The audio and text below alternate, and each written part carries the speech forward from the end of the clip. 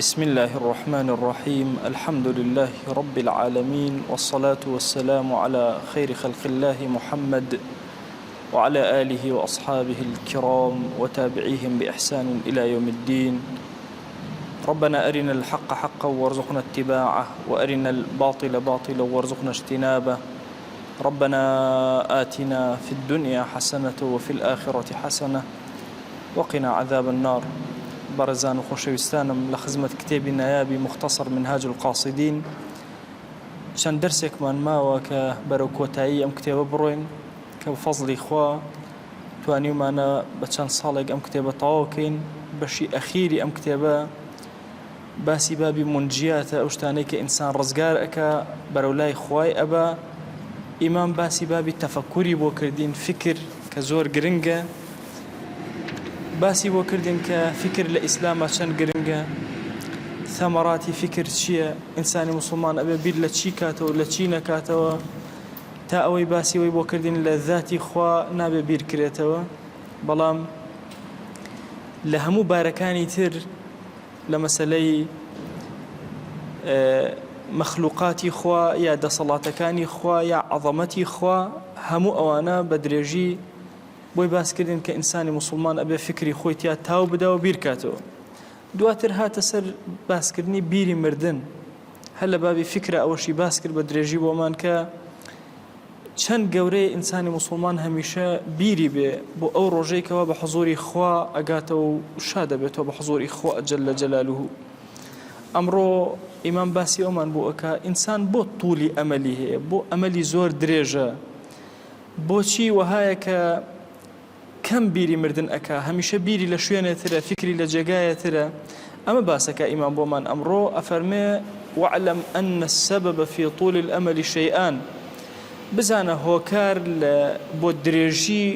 هیوا لای ئینسان و هەر تەوبە ناکات و هەر تەئخیرەکات و هەر پەلەی لە مردن نییە. فەرمێ دوو شتە، یەکەمینیان خۆشەویستی دنیا، دووهەمینیان جەهل و نەزانی. ئەفەرمێ خۆشەویستی دنیا فإن الإنسان إذا أنس بها وبشهواتها ولذاتها وعلائقها ثقل على قلبه مفارقتها. أجر إنسان أنسي بياكرت هاولايتي بياكرت بالدنيا وبالشهوات الدنيا وبلذاتكان الدنيا وأشتاني ربطين بالدنيا، وهي ضلي زور بلايا والنار حتى مفارقة أمك وجابة ولي، فامتنع قلبه من الفكر في الموت الذي هو سوى مفارقتها. ضل بينا راحته بيري مردن شكم مردن همو أم لذاتانا لك والله كاتو أيبا دەی هەر کەسێک شتێکی پێ ناخۆش بێ نەفسی ناهێڵێکە بیر لەولایەنە بکاتەوە، بەڵکو ئینسان هەمیشە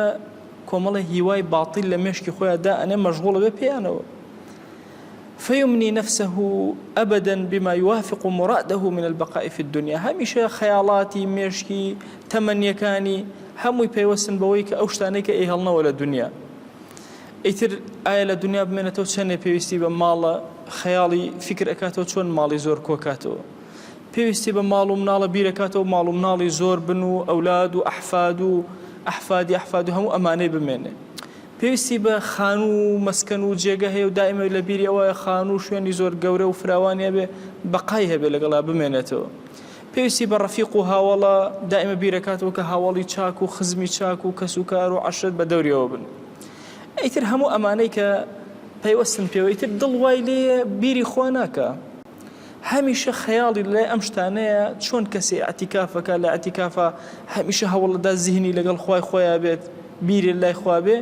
ئەم بە هەمان شێواز ئەتیکافی کردو بە دەوری دنیا، ئیتر بیری لای ماڵە، لای مناڵە، لای مەسکەن و جێگەیە، خەیاڵەکانی هەمووی لەوەیە، بیری لای هاوڵە، بیری لە لای هەر شتێکە کە لە دنیا بیهێڵێتەوە بە قایبات. دەی وای لێ ئیتر بیری مردنی نامێنێ، دڵی دوور ئەکەوێتەوە لە بیری مردن،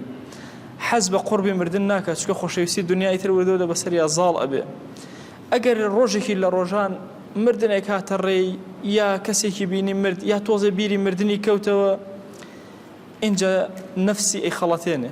ئەڵێ پەلەمەکە تەسویفی ئەکە، پەلەمەکە وردە وردە تو ڕۆژێک لە ڕۆژانێتە پێش تۆ با تۆزە عومرت بڕوە، اینجا تەوبە ئەکەی، اینجا ئەگەڕێیتەوە. ئەفەرمێ هەموو جارێ ئەم وعدانە بە نەفسی خۆی ئەدا حتا وردە وردە ڕۆژگار ئەڕوا گەورە ئەبێ، ئەم هەر ئیستعدادی نەکردو، بە نفسی خۆی ئەڵێ با گەورە بی بە کاتێ بە خۆی ئەزانە ڕیشی سپی بووە گەورە بووە چەمیوەتەوە ئەڵێ نا هێشتا پەلەمەک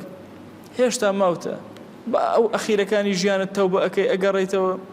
هێشتا ئەم ژیانە زۆری پێوە ماوە دەی هەر مەشغوڵی ئەەکا سبحان الله ئاگای لەم سەفەرە نامێنێ حتا هەموو ڕۆژێ تەخیری ئەەکا هەتا وەکو ئیشێکی بۆیەتە پێشەوە ئەڵێ بە ئەم ئیشەش تاوەکەم اینجا تەوبە ئەەکەم ئیشێکی تریە بە ئەویش تاوەکەم اینجا تەوبە ئەەکەم دانەیەکتر اینجا دوای کە ئەولاد گەورە ئەبن ئەویان ژنە هێنێ ئەویان ژن تەلاقەدا ئەویان مەشاکل دروسە بێ اینجا مشکلەکانی گەورەترە بن ئەبێ بیری لای ئەوانیش بێ خەیاڵاتی لای ئەحفادەکانیشی بێ ئایا لە خۆشییان لە ناخۆشییان لە ناڕاحەتیان لە ناڕاحەتیانین جار بەجار تەوبە تەخیرەکە هەتا وەکو وهای لێ ئەگاتە ئەخیری ژیان و مردن یەخەی پێ ئەگرێت و ئەمیش هیچ بە هیچ شێوازێک تەوبەی نەکردو ئیستعدادی نەکردو ئەفەرمێ سبحان الله ئیش لە دوای ئیش تەواو نابێ هەر ئیشێک کە هاتە پێشەوە دڵنیا بە دە ئیش بە دوایەت یعنی ئەگەر کەسێک لە خانوویەکی کرێیا بێ خانووەکە تعمیر ناکاتەوە بەڵام خانووەکە هی خۆی بوو بیرەکاتەوە تعمیری کاتەوە بیرەکاتەوە بیر ڕۆخێنە دروستی کاتەوە اینجا کە دروستی ئەکاتەوە دنیای مەشغەڵەتی بۆ دروسێت هەر ڕۆژێک شتێک ئەشکێ هەر ڕۆژەی مەشغوڵە بێ حیاتی هەمووی بەم شتانەوە ئەفەوتی وی لە فەرمایشتێکە ئەفەرمێ ئەگەر خواویستی عقوبەی قەومێ بدا مەشغوڵیانەکا بە قوڕەوە واتە هەر خەریکی خان و دروستکردن و خان و ڕوخاندن ئەبن هەموو ژیانیان لەما سەرفە بێ چونکە طبیعەتی ئینسان سوکنای ئینسان قەت ئیسراحەت ناکە لە شوێنەکە هەمیشە حەزی بە تەغیر و گۆڕانکاری و هەمیشە مێشکی لەم بابەتە ئیشەکات و کارەکات و فکر ئەکە خەیاڵاتی ئەڕوە هەر ئیشێکیەتە پێشەوە دەیتر بە دوایەت بە ئەم پرۆژەیەم تەواوکەم دە پرۆژەیتر بە دوایە ئەوی تر تەواوکەم دەیتر بە دوایە فرێ ناکەوێت فرێ تەوبەکەی ناکەوێت جا ئەفەرمێ ئەم ئینسانەکە وای لێت هیچ حساب بۆ مردن ناکە لە ئەخیرە کاتێک کە مردن یێتە سەری ئەم تەنها حەسەت و نەدامەتی بۆ ئەمێنێتەوە چونکە هیچ ئیستعدادێکی نەکردو خۆشەویستی دنیا زاڵ بۆ بەسەریە زۆرینەی غەزالی ئەفەرمێ زۆرینەی خەڵکی ئاگر هاواریانە لەو سەوفانەی کە کردویانە هەر وتویانە دوایی تەوبە ئەکەین زۆرینەی ناڕەحەتیان ئەو کاتەیە ئەفەرمێ هەمویان هاوارەکەن وا حەسرەتاه من سەوفە ئەی خۆزگە ئەو شتانەمان تەخیر نەکردایە جێبەجێمان کردایە ئەومان بکردایە ئەومان بکردایە فرێ ناکەوێت ئەفەرمێ هەموو ئەم ئەمانیانش ئەگەر وردیان کەیتەوە هەمووی لە ئەسڵە ئەبێتە حبی دنیا کە لە دڵی ئەم کەسا جێگیر بووە بیری چوتەوە کە پێغەمبەری خوا صلی الله عليه و آله وسلم فەرموویەتی ئەحبب ما شئت هەر چیت خۆش ئەوێ لەم دنیا خۆشت بوێ بەڵام ئاگەر لێ بە فإنك مفارقه بەخوا ڕۆژە لە ڕۆژان تۆ بەجێ ئێڵی هەر چیت خۆش ئەوێ بەجێ ئێڵی بیرکەرەوە خێزانە زۆر خۆشەوێ بەخواوێ بەجێ بێڵی مناڵەکە زۆر خۆشێ ئەرەوەڵە ئەوێ بەجێ بێڵی خانووەکەت زۆر خۆشەوێ بەجێ ئێڵی ماڵ و سەرۆت وسان بەجێ ئێڵی پلە و پۆستەکەت بەجێ ئێڵی هیچ ئەوەی کە تۆ زۆر خۆشت ئەوێ ئەحبب ما شئت فإنك مفارقه إلا تۆ ڕۆژێ لە ڕۆژان مفارقە ئەکەی لەگەڵ ئەم شتا و دوورەکەویتەوە و تیان نامێنی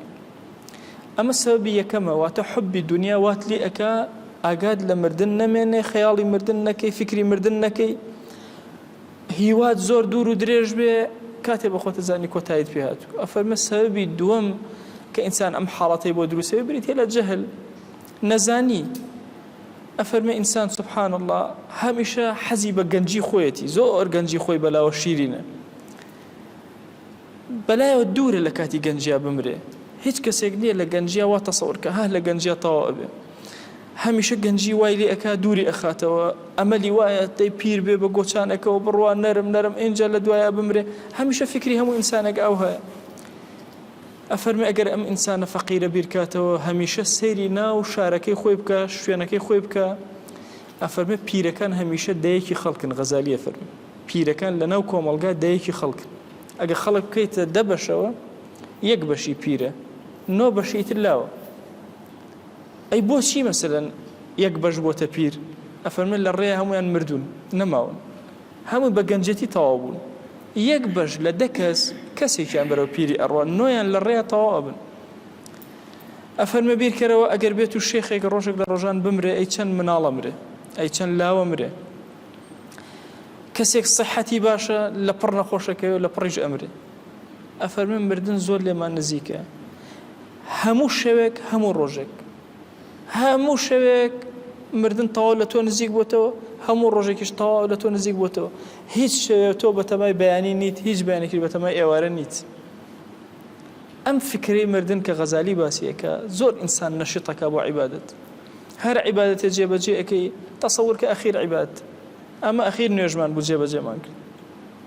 ئەخیر ڕۆژومان کرد، ئەخیر مانگی ڕەمەزان تەواو بوو، ئەخیر سەدەقە و خێر و خێراتمان کرد، ئەخیر ڕۆژ ئەخیر ذیکرمان بە پەلە خوێن، ئەخیر نوێژی سونەتمان کرد، ئەخیر هەموو ساتەکان ئینسان ئەبێ زۆر بیری لەم حاڵەتە بێ کە ئەگاتەوە حوزوری خوا جەل جەلاله. ئەفەرمێ سوبحان الله صحەت و لەگەڵ گەنجێتی لە ساغیش ئەڵێ ئینسان وا لێ ئەکات غەمی مردنی نابێ، وا هەستەکە ئەبێ نەخۆشکەوێ لە جێگا بکەوێ ئینجا بمرێ. ئەڵێ نازانێ مردن فوجئەت و بەختەتە، کاتێ بەخۆی ئەزانێ کۆتایی پێ هاتووە. ئەفەرمێ نەکەر ئەوە نەک مردن بە پەلەیەت کتوپڕ، ئەڵێ بەخوا نەخۆشیش کتوپڕێ، جاری وایە لاشەیەکی ساغ توند و تۆڵ مشکلە لە پڕ نەخۆشیێک دروستە بێت تۆ تەواو. جارێک گەنجێکم بینی ئەیوان سەحیج مشکلەم نەبوو، دانیشت بوو ئەو نانمان نەخوار خێزانم وتی کورە با بچین فەحسێ بکەین و نەخۆشمەوانە، ئەڵێ کە ڕۆژێ وتی با منیش فەحسێ بکەم، ئەو هەر لەخۆ فەحسێ بکەسێکە من سەرەتان، ئەو چوومە چەند شوێن، چوومە ئەردەن، چوومە کوێ، وتیان وەڵا تەواو نەتیجەکەوە هەیە. ئەو دانیشتوم ئەو ئاوا نانم ئەخوارد هەرچیم ئەکرد لە قورگم نەئەچوو خوارەوە، ئەو ئاومە خواردەوە هیچ. ئەو خێزان وتی کورە لە برسە ئەمری هەر ئەم بیبسیە بخۆ، ئەو خۆم زۆر حەزم بە بیبسی بوو، ئەی وەڵڵاه لە قورگم نەئەچوو خوارەوە، نەمەزای چی بکەم، ڕووکەمە کوێ، ئەو چەند وڵات بگەڕێ بگەڕێ، ئەو فوجئەتێک یعنی قەت تەسەووری ئەوم نەکرد من خۆم تووشی سەرەتان بم، وەقەتیش بیرم لەو کەسان نەکردەوە کە تووشی سەرەتان بوون. ئەو قەدەرەن کتوپڕ شتێکاتە پێشەوە فەحسێکی بەسیط سێرەکەم من تەواو بوو. اینجا وەرە دانیشە بە دیار مردنی خۆتەوە، ئەو هەموو ڕۆژێک هەموو ئێوارەیەک بیرمە کردەوە بەیانی ئەحتیمالە من تەواو بوو، فەحسی فڵان ئەەکەم بەخوا ئەحتیمالە فەحسەکە تەواو منی تەواو کردبێ، نە لەوەچی ئەوەندەی تر زیادی کردبێ. ئەو هەموو دکتۆرەکان باسی جگەری منیانە کرد، ئەو منش هەموو شوێ بیرم لە جگەری خۆمە کردەوە چۆن سەرەتان پەلاماری ئەدە، ئەو هەموو ژیانم لە تێکەڵ و بەسەریەکە نەمەزانی چی بکەم. تەسەوور کە مردن فوجئەتە نیەتە سەر ئێمە، بەخوا بە هەمان شێواز کاتێ بە خۆتە زانی نەخۆشیش فوجئەتە نیەتە سەر شانی تو. دێ ئەگەر ئینسان بیرکاتەوە و بزانێت کە مردن وەقتێکی تایبەتی نەبێ بۆلات، بەخوا هاوین و زستان و بەهار و پاییز و ئەمە نازانێ، شەو ڕۆژ نازانێ، کورە بەخوا عمریش نازانێ، نەئەزانێت تۆ گەنجی، نەئەزانێ پیری، نەئەزانێ پەککەوتەی لە جێیا کەوتووی، جاری وایە پەککەوتەیەک لە ماڵێک و عەشرەتێکە ئەمێنێتەوە چەند گەنجیان لێ ئەڕوا، ئەو هێشتا لە جێگا ماوە. چەند جار ئەمانەی کە بە دەوری نەخۆشێکەوە دانیشتون ئەمان ئەمبرن و نەخۆشەکە لەسەر جێ ئەمێنێ. ئەفەرمێن بەخوا ئەگەر ئینسان علمی هەبێ، علم هەمیشە ئیستعدادەکە بۆ مردن، خۆی ئامادەئەکە، چاوەڕێەکە ئەمڕۆ بەیانی، دوو بەیانی، سێ بەیانی، کەی چ لەحەزەیە کۆتایی پێبێ، ئیستعدادەکە. ئەمەی کە عرستانەکەم ئەمە منافی نیە لەگەڵەوە ئینسان تووشی گوناه نەبێ، ئەمە بەڕێگایەک و کاروانێکە ئەڕۆن هەر تووشی گوناه هەبین، بەڵام هەموو لەحظەیەکی دوای گوناهەکەت فریای تەوبەی خۆتکەوە، هەمیشە تەوبەکە، هەمیشە ئیستیغفارکە، هەمیشە بگەڕە بۆ ئیستعدادت هەبێ لەوە چی ئەمە ئەخیر ئەستەغفیرڵڵای تۆ بێ لە ژیانەکەیکە، مەڵێ با بخەوم هەڵەسمەوە تەوبەکە مەکەم، نانە بیکە ئینجا بخەوە، مەڵێ بە هەڵسمەوە ئینجا نا احتیمالە هەڵ نەسیتەوە، مەڵێ با بچمە دەرەوە بگەڕێمەوە با ئەم سەفەرە بکەم و بگەڕێمەوە، نا تەوبەی خۆت هەمیشە لە دڵ تابێ لەگەڵ تابێ. زۆر کات ئێمە لە کەلیماتی خۆمان ناڕوانین، بڕواکەن ئینسان بەس لەم کەلیمەیە بڕوانێ، کاتێکە کەسێک خۆحافیزی لێ کات وەڵی خوات لەگەڵ، یعنی خوا لەگەڵ منایە، یا هەندێک جار کۆمەڵە دۆستە بوون یعنی خوات لە دڵ، ینی خوا لە دڵ تابێ اینجا کە ئەڕۆی، یعنی تەسەوور کە من هەموو لەحظەیەک ئەبێ بەم شێوازە ژیان بەرمەسە. اینجا ئەو کاتە ئیستعدادم هەیە بۆ مردن، لەکوێ مردی لە خەیرای تۆ، بەڵام تەسەوور کە ئەگەر ئیستعداد هەیە بۆ مردن تۆ بگەیتەوە بە لیقای خوا چەند بەسەر بەرزی ئەگەیتەوە. ئیستعدادەکە تەوبەم کردووە، ئیستیغفارم کردووە، نوێژەکانم کردووە، ئایەتەل کورسی لە دوای نوێژەکان زۆر گەورەیە، عەرزم کردن بینی ئینسان و بەهەشت ئەگەر ئایەتەل کورسی خوێن مردنە، یەکسەرە چیتە ئەو دیو. و زۆری تر لەمانە کە ئینسانی موسڵمان ئەبێ ئیستعدادی کامیلی وەرگرت بێت کە ئەڕۆی بەڕێیە هەموو لەحظەیەک تەسەوور کە ئەمە ئەخیر هەنگاوە لە ژیانە، ئەم جۆرە فکرە خۆ هەموو کاتێک ئینسان نایبێ هەندێک جار ئینسان غەفڵەتی بەسەرایە ئاگای لە خۆی نامێنێ بەڵام ئەگەر زۆرینەی ژیانی بەم ڕێبازە بەم ڕێڕەوە ڕۆشت اینجا چێژ لە تاعەت وەرەگرێت چێژ لە عەبدایەتی وەرەگرێت ئەزانێت چی ئەکا ئەزانێت چۆن خواناسی ئەکا هەموو لەحزەیەک ئاگای لە خۆی خۆیەتی ئەگەر گوناهێکیش هاتە ڕێی دەسەکانی بەرزەکاتەوە چای بەرزەکاتەوە ئیلاهی بەخوا عینات لەگەڵ تۆیان ناکەم عەفوم کە بمبورە خۆشەویستی دنیا و جەهل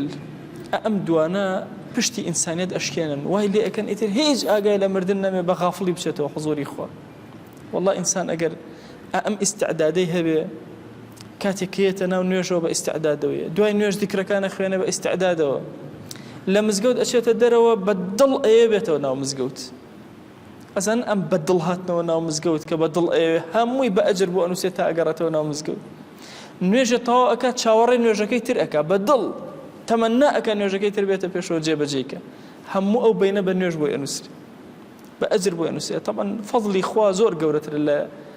لەم عەبدایەتەی کە ئێمە ئەیکەین بەخوا عەبدایەتی کورچ و کاڵە کە ئێمە ئەیکەین ئەگەر فەضلی خوا نەبێ هیچیمان لێ قبوڵ ناکرێت بەڵام فەضلی خوا نەک لێمان قبوڵەکە بۆمان گەورە ئەکا جاری وای هەیە لە ڕۆژی قیامەتە پێت ئەوترێت تۆ ئەمەندەت خێر کردووە ئەمەندە نوێژ کردو ئەمەندە ذیکر خوێندووە تۆ خۆت بیرەکەیتەوە نەتکردووە ئەمەندە سەدەقە یعنی پێکەنینێک بەدەم براکەتەوە بە سەدەقە بۆ تەنووسرێت بۆیە ئەگەر هاتو ئینسانی مسلمان منهەجێتێکی دانا و بیری مردنی هەبوو هەموو لەحظەیەک ئیتر کە بەم ڕێڕەوا ئەڕوا تووشی غەفڵەت ئەبێ ئەکەوێ هەڵەس هەمووی بە ئەجر بۆ ئەنووسرێت ئەخوا ئەخەوێ ئیسراحەتەکە هەموو عادەتەکانی ژیانی ئەبێتە عەبدایەتی ئەو لەحظەیەش کە مردن یە بەرەو پیری ئەم بە ڕۆحێکی زۆر سووک بە دڵێکی گەشت بەرەو پیری ئەڕوا چکە ئیستعدادی بۆ وەرگرت غەزالی لە شوێنێکە ئەفەرمێ لە ئەحیا ئەفەرمێ عەجیبم لێیە کەسێک پێی بوترێ وا سەفەرە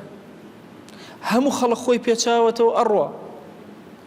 بە چاوی سەریش کاروانەکان ئەبینێ وردە ئەڕۆن کەچی ئەم دانیشتۆ خەریکی یاریکردنە و خۆی کۆ ناکاتەوە لەگەڵ کاروانە بڕۆ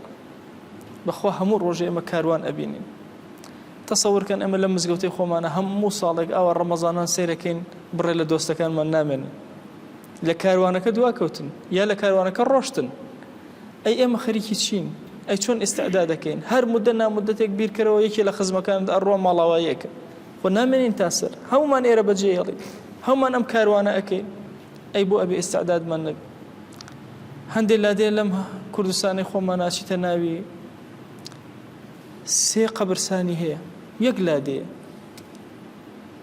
من سەرم سۆڕمان لادەیەک ڕۆشتم 6 قەبرسانی هەبوو وتم ئەگەر قەبرەکان بژمێرم زۆر زیاترن لەوانەیە کە زیندوون لەناو ئەم لادەیە ئەگەر ماڵی قەبر بژمێرم زۆر گەورەترن لە ماڵی لادێکە ئەبێت چەندێک ڕۆشت بن چەندێک قەبرەکانیان دیار نەبێت چەندێک ماڵاوایان کرد بێ کاروان چەندێکی بردبێ چەندێکیش بەجێ ماوە لە هی و بێ ئاگا خوای گیان داوات لێ ئەکەین بە ڕەحمەت و بەزەی خۆت دڵەکانمان ڕۆشن کەرەوە بە نووری خۆت یا ئیلاهی لێت ئەپاڕێنەوە مەمان گێڕە لەو عەبدانەی کە غافڵن یا رب العالمین خوای پەنا ئەگرین بە تۆ لە غەفڵەت پەنا ئەگرین بە تۆ لە شەهوەت خوای پەنا ئەگرین بە تۆ لە جەهل خوای پەنا ئەگرین بە تۆ لە حوبی دنیا یا ئیلاهی پەنا ئەگرین بە تۆ لە ڕیا پەنا ئەگرین بە تۆ لە تەکەبور پەنا ئەگرین بە تۆ لە ترسنۆکی پەنا ئەگرین بە تۆ یا ئیلاهی لە کوفر و فەقیری یا ئیلاهی پەنا ئەگرین بە تۆ لە گوناهانێ بە ئاشکرا کردومانە پەنا ئەگرین بە تۆ یا ئیلاهی گوناهانێ بە پەنهان کردومانە خوای داوای لێبوردن لێ ئەکەین لە هەر گوناهێک کردومانە بە ئاشکرا و پەنهان گوناهێ لەمەوە پێش کردومانە یا ئیلاهی داوای لێبوردن لێ ئەکەین گوناهێ لەمەوە دوائیکەین و فریای تەوبە ناکەوین یا ئیلاهی داوای لێبوردن لێ ئەکەین ئیلاهی لە خۆشبوونی خۆت بەسەرمانە ببارێنە لە گوناهی دایک و باوکمان ببورە لە گوناهی مردوەکانمان ببورە لە گوناهی خێزان و هاوسەر و مناڵ و ئەولاد و ئەحفادمان ببورە لە گوناهی خۆشەویستانمان ببورە یا رب العالمین یا ئیلاهی هەرکەس مافێکی بەسەرمانەوەی لە گوناهی ببورە یا ئیلاهی هەرکەس مافێکی بەسەرمانەوەی لە گوناهی ببورە یا ئیلاهی داوات لێ ئەکەین بە ڕەحمەت و بەزەی خۆت سڵاوی ئێمە بگەێنە پێغەمبەری خوا صلی الله عليه وآله وسلم یەک ناومان لە خزمەتی ئەبێنە یا ئەکرەم الئەکرەمین خوای گیان داوات لێ ئەکەین بە ناوی جوانت بە صیفەتی بەرزە بە ئیسمی عەظەمت بمان بەخشە یا رب العالمین بەزەی بەسەرمانە ببارێنە یا رب العالمین بەرەکەت بخەرە عومرمانەوە یا رب العالمین یا ئیلاهی بەرەکەت بخەرە کاتمانەوە، بەرەکەت بخەرە عیلممانەوە، بەرەکەت بخەرە ژیانمانەوە، بمانگەڕە لەو عەبدانەی کاتێک کە ئەمرن تۆ لێیان ڕازیە رب العالمین. یا ئیلاهی لێمان ڕازی بە، یا ئیلاهی لێمان ڕازی بە، یا ئیلاهی ڕەزامەندی خۆت بەسەرمانە ببارێنە، عەفو و عافیەتی خۆت بەسەرمانە ببارێنە، کەڕەمی خۆت بەسەرمانە ببارێنە، بەخشندەی خۆت بەسەرمانە ببارێنە. یا ئیلاهی داوات لێ ئەکەین دنیایەک حاجەی گەورە گەورەمان هەیە، یا ئیلاهی لە دنیا هەمویان بەرزەکەینەوە بەلای تۆ، بەخوا ئیلاهی ئێمە کەس شک نابێن تۆ نەبێ. یا ئیلاهی داوات لێ ئەکەین بە ڕەحمەت و بەزەی خۆت ئەوەی کە ئەمانەیە پێمان عەتاکە، خوایە ئەوەی کە ئەمانەیە پێمان عەتاکە یا رب العالمین. یا ربی خوایە داوات لێ ئەکەین حاجەمان زۆر زۆرە، خوایە حاجەکانمان هەمووی بەرزەکەینەوە بۆ لای تۆ، یا ئیلاهی هەمومان پێ عەتاکە. بەخوا زمانمان کورە لە دوعایە، یا ئیلاهی بە زمانی پێغەمبەری خوا صلی الله عليه و آله وسلم دوعا ئەکەین. یا ئیلاهی هەر چاکەیەک ئەو خۆشەویستەمان لە هەموو عمرا داوای لێ کردووی، ئێمەش گوناهباریش داوات لێ ئەکەین و پێمان عەتاکە. خوایە داوات لێ ئەکەین هەر خراپەیە ئەو خۆشەویستەمان لە هەموو عمریا پەنای پێگرتووی، ئێمەی خەجاڵەت بار پەنات پێ ئەگرین. یا ئیلاهی پەنامان بدە، یا ئیلاهی پەنامان بدە، یا ئیلاهی پەنامان بدە. خوای ئێمە داوای چاکانی دنیا و ئاخرەتی لێ ئەکەین پێمان عەتاکە یا رب العالمین. یا ربی خوای ئەم دوعایەمان قبول کە، خوای ئەم دوعایەمان قبول کە، یا ئیلاهی ئەم دوعایەمان قبول کە. خوای ئێمە بە دڵ سەڵەوات بۆ پێغەمبەری خوا صلی الله عليه و آله وسلم ئەنێرین. یا ئیلاهی بە ئەندازی دەنکی هەنارەکانی هەڵەبجە، بە ئەندازی نمەی باران، بە ئەندازی هەناسەی مەخلوقات، بە ئەندازەی گژوگیەکان، بە ئەندازەی گەڵای دارەکان، یا ئیلاهی بە ئەندازەی هەسارەکان سەڵەوات بۆ دیداری پێغەمبەری خوا صلی الله عليه و آله وسلم ئەنێرین و پێ بگەێنە. آمین آمین والحمد لله رب العالمين وصلى الله على سيدنا محمد وعلى آله وصحبه وسلم تسليما كثيرا أبدا إلى يوم الدين. خواهي قول الله قناهي من الشيء وجبوري وخالي من قبولك.